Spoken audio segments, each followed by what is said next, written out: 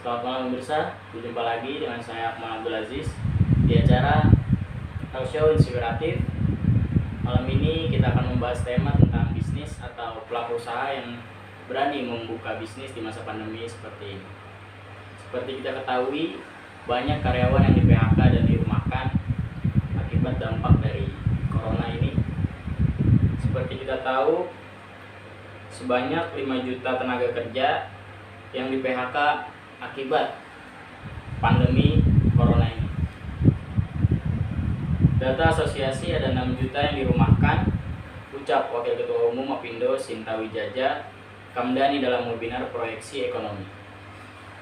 Oke, langsung saja kita panggilkan narasumber kita malam hari ini, Bagas Ramadan dan Aloysius Fabi Sukmawati.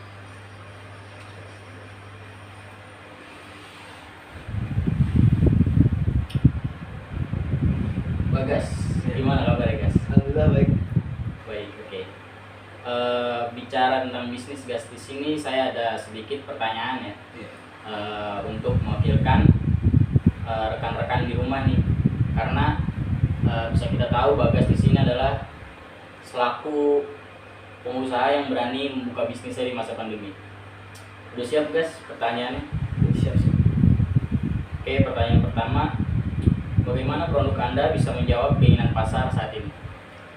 Ya seperti pada umumnya orang berjualan dan mulai bisnis, kita mengikuti selera pasar terutama. Iya, kayak Modelnya, desainnya, seperti itu.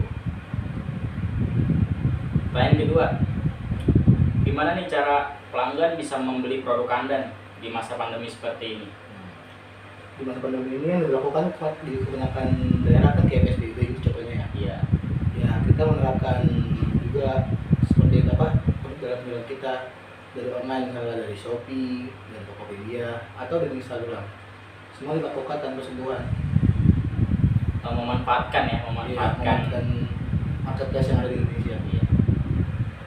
Kalau boleh tahu nih, bisnis apa yang Anda geluti ini di bidang apa? Di bidang pakaian, di Pakaian. bagian style ya. Untuk penjualan sosial media, penjualan online, kalau boleh tahu apa punya gitu sosial media yang khusus untuk penjualan baju? Oh, ada tentunya. Tentunya kita memasarkan produk kita lewat Instagram. Karena pada banyak umumnya anak-anak muda tuh mau pakai Instagram untuk sosialisasi. Iya. Kayak kalau kaos ini ada Instagramnya Brandel.you, kalian bisa lihat sendiri di sana. Shopee juga sama, Tokped juga sama. Seperti itu. Ini apa namanya? Salah satu desain yang saya buat ini. Ini menggambarkan wanita yang seharusnya bebas memilih pakaiannya sendiri tanpa perlu dilihat orang lain, dinilai buruk oleh publik. Pertanyaan selanjutnya, gimana nih pemasukan Anda di masa pandemi seperti ini? Jujur, jika pemasukan berkurang atau tidak, menurut saya tidak terlalu berpengaruh karena kan jenis usaha yang saya pilih itu adalah usaha sandang. Usaha sandang yang dibutuhkan nggak setiap hari, jadi kayak perhitungan saya itu nggak setiap hari laku karena nggak setiap hari orang beli baju, jadi efeknya kurang berdampak kalau menurut saya. Terus pertanyaan selanjutnya nih, sudah berapa lama nih usaha ini Anda geluti? Saya geluti tahun kemarin, pas tahun kemarin, Desember tahun kemarin sebelum corona masuk Indonesia. Jadi bisa dibilang udah berjalan hampir setahun ya. Bersetahun. Dan di tengah-tengahnya itu datanglah corona.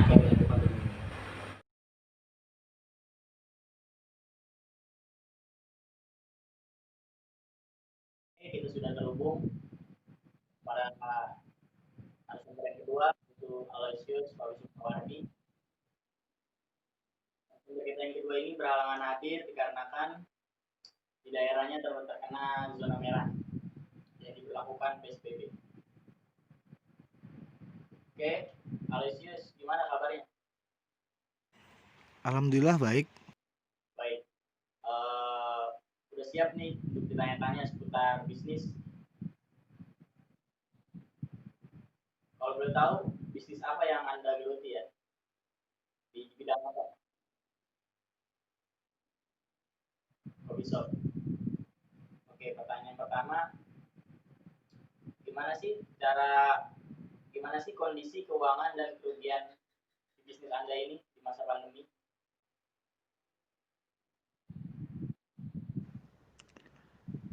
Untuk pertanyaan ini gak berhenti pada penyimpulan untung atau rugi.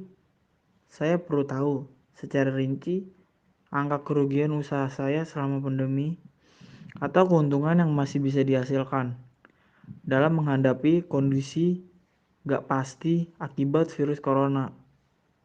Usahakan jangan terlalu terpaku dan terus mengejar angka keuntungan jika sebenarnya bisnis saya stuck buat sementara waktu.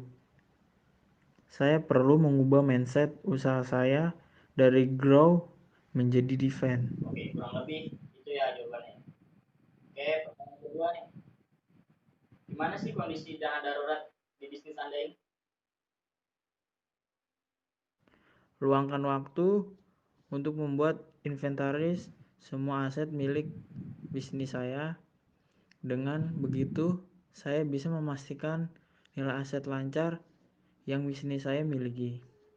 Aset lancar bisa berupa kas, piutang, usaha, wesel tagih, persediaan, perlengkapan, investasi, jangka pendek, beban biaya dibayar di muka, dan penghasilan.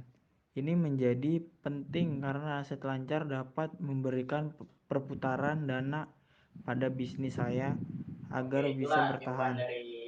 Jika aset lancar, gak bisa menutup biaya produksi atau utang yang harus dilunasi. Apakah bisnis Anda mempunyai aset? Cek aset tetap, aset tidak berwujud, atau investasi jangka panjang. Pikirkan aset mana yang harus dikorbankan duluan. Saat mengecek dana darurat bisnis saya, perlu diperhitungkan juga beberapa lama dana tersebut bisa menopang bisnis 1 bulan, 3 bulan, atau sampai 6 bulan.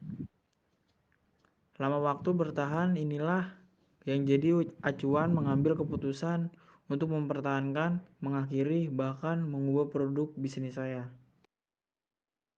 Oke, pertanyaan selanjutnya nih, pertanyaan terakhir.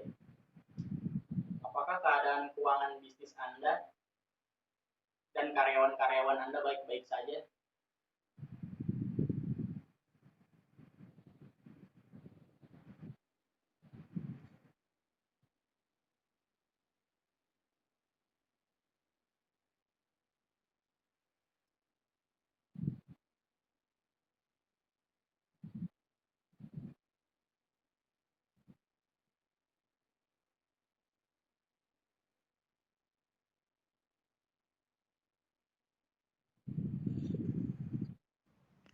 Tanggung jawab sebagai pemilik bisnis sangat diharapkan karyawan saya dalam suatu situasi ini.